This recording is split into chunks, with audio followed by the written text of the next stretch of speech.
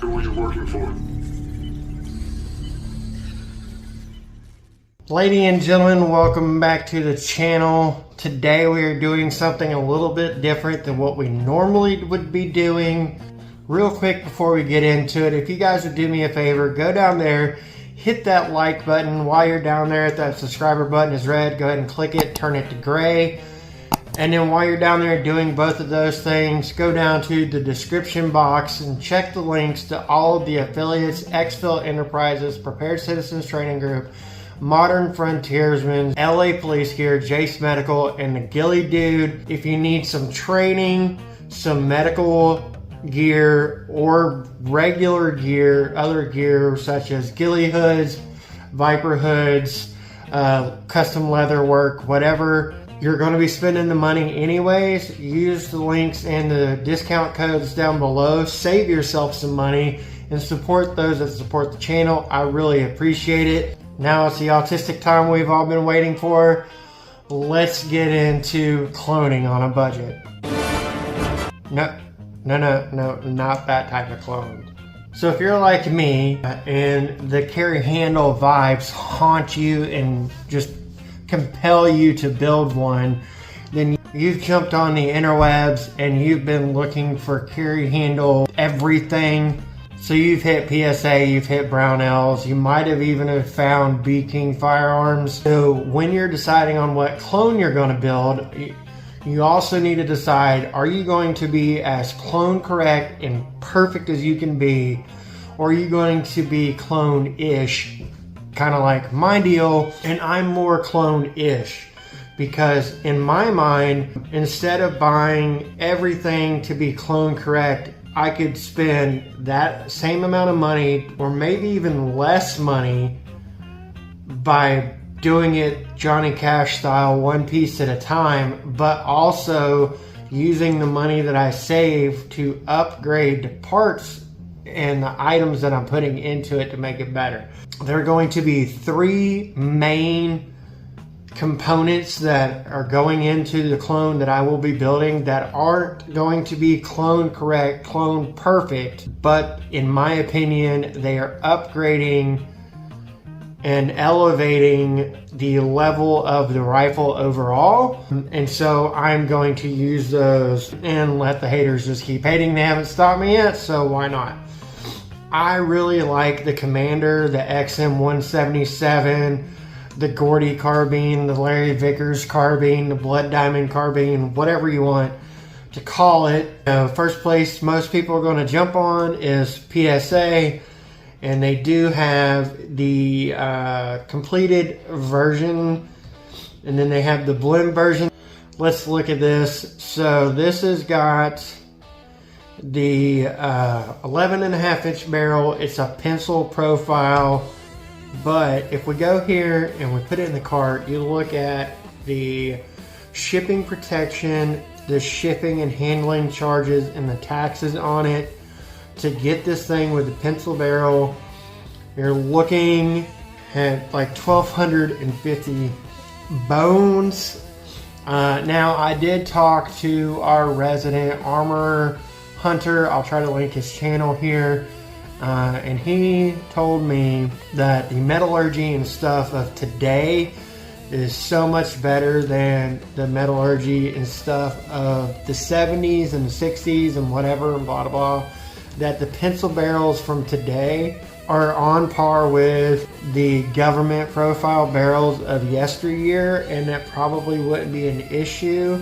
However, I just want to go with something a little bit beefier, a little bit more of what I know. So let's go with this, right? $1,250 for complete rifle from PSA. $1,200 if you go with the blend version. You're only saving 50 bucks. Now, spoiler alert, if you do decide to do it Johnny Cash style like I am, you can do better parts and still save $200-300. I did the math on it. It is a lot cheaper. Let's just go in and look at it, right? So as you see here in my wish list for to keep my build items together, I've got the KAK Industries extended flash hider. It's their moderator. Obviously, it's not a real moderator. Thank you, NFA and ADF and all you fuckboys. The KAK does come with a pre-drilled hole for you to pin and weld, which is pretty nice. Let's go ahead and look at it real quick. I'm trying to keep this quick because there is a lot of stuff to look at. It is 6.15 inches long. So if you're putting this on a 10.5 or an 11.5 and you pin and weld it, then you're going to have a legal, thanks again fuckboys, rifle, so you don't have to go with a brace or the blade style pistol brace. You can go with a stock, and I do plan on pin and welding mine. Then I have the H&R C7 stripped upper, which has the brass deflector, the forward assist, and it's the A1 style sighting system. Now hold on, fatty. That's not going to be clone accurate at all. If you're blah blah blah blah. I found an interview that Forgotten Weapons did with Larry Vickers, and I'll post that here. The brass deflecting forward assist A1 style upper, Larry Vickers said was the GOAT, so it works, guys. So then we've got all the stuff in here to build out the upper, and then right here, as you can see, I have decided to go with the JP Enterprises A2 front sight base because it is adjustable. And the reason I want to use the adjustable, you can dial in whatever system you're using. In this case, with the XM177, it's going to be carbine length. But I want to be able to take all the parts, put it together, then dial in the perfect gas settings for that rifle, for the perfect ejection, blah, blah, blah, blah, whatever. So this is adjustable from set screw here. It is adjustable and will allow you to do that. Now, but it's not an on-the-fly adjustable because once you get it set to where you need it, to where everything's running perfect, you're going to put in a set screw in here from here that locks that into place to keep it from moving. So you could just leave it like that and then run it back just a little bit and then adjust it if you decided to put a can on it or something. Unless you are drilling through here and then running the pin in to keep this thing locked in position on your barrel if you don't trust the old bolt, the old clamp-on style.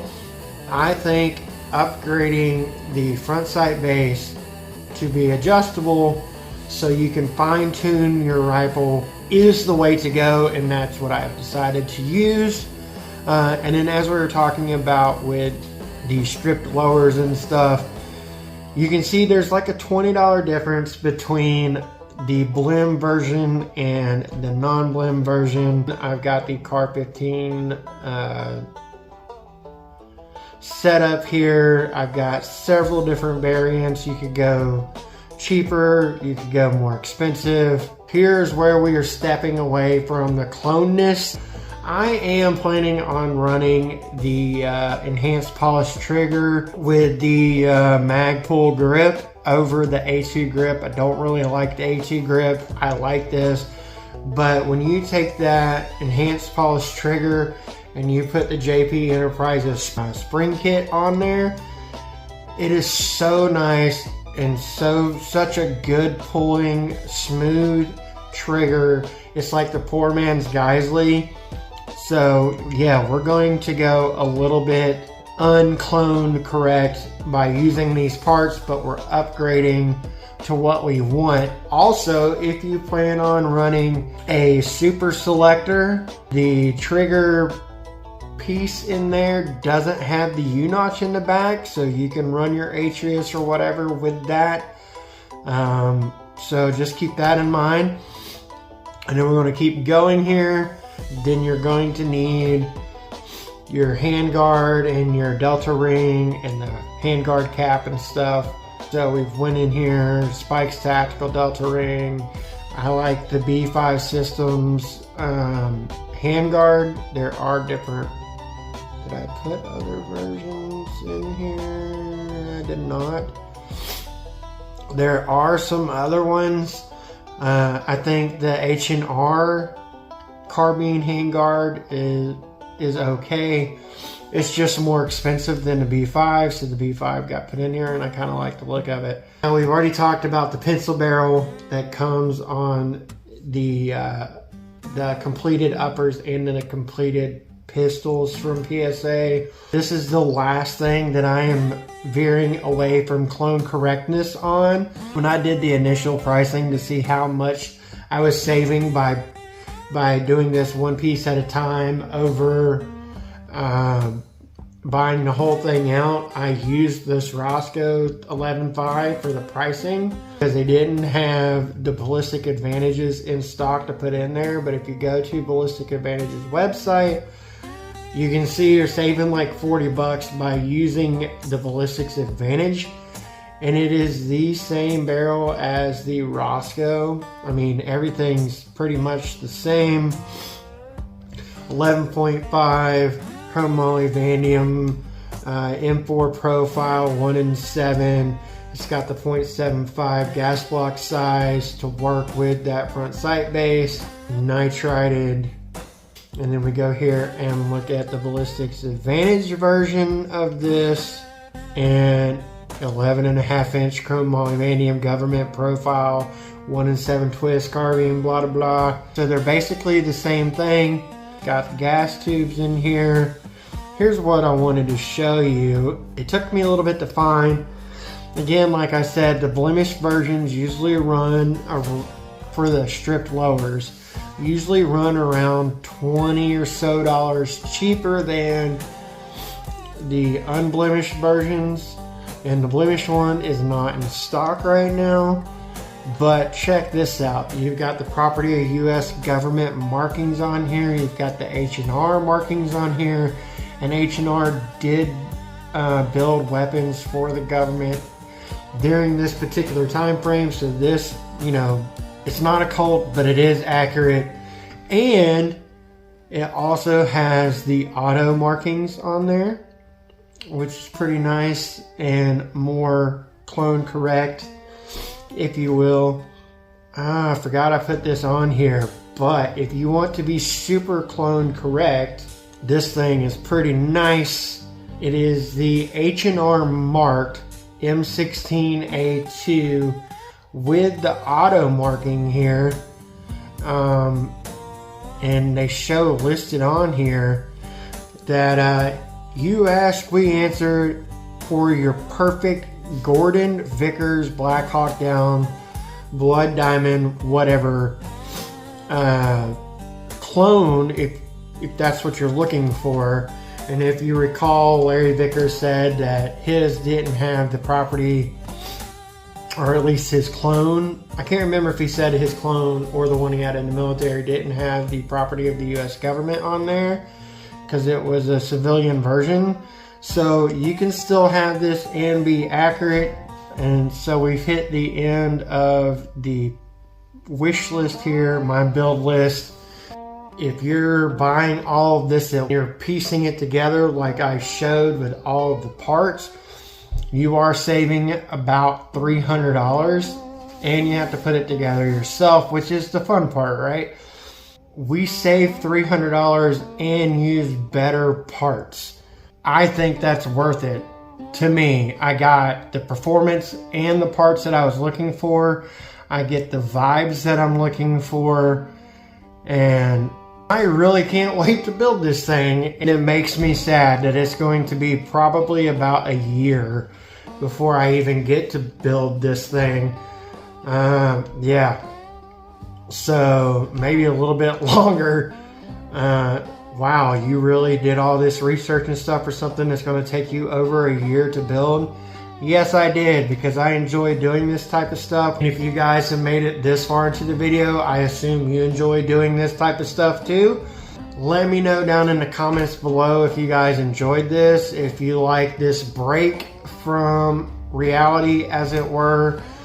Do you want to see other clone ramblings? Should I go on and do a live where we talk about doing this stuff? Let me know what you guys are building, what your dream clone is. While you're down there leaving a comment, make sure you've hit that like button, make sure you've hit that subscribe button, and make sure you've hit the description box and follow the links to XL Enterprises, Jason Medical, Prepared Citizens Training Group, Modern Frontiersman, LA Police Gear, and the Ghillie Dude. Support those that support the channel. I hope this was fun for you guys. It was fun for me. I love this type of stuff. And that's really all I got for you today. Till next time, stay ready so you ain't gotta get ready.